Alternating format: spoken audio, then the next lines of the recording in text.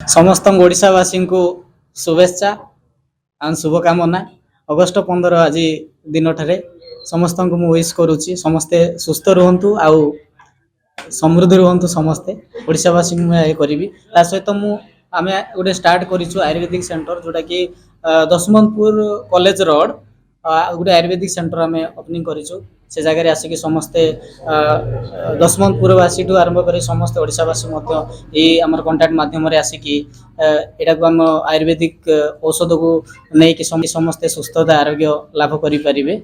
वेदालैक्स जो प्रोडक्ट या Ayurvedic pure Ayurvedic and organic product लोक यूज करके एनी टाइप ऑफ डिजीज आप जहाँ भी कहतु रोग ना प्रत्येक रोग वेदालैक्स प्रोडक्ट स्वतंत्र मेडिक माने आमर आयुर्वेदिक रे तो समस्ते आसिक ये प्रोडक्ट को सेंटर रे आसिक परामर्श करी जहाँ भी समस्या अच्छी ये आप परामर्श नहीं आप से रोग रू ठीक हो पारे।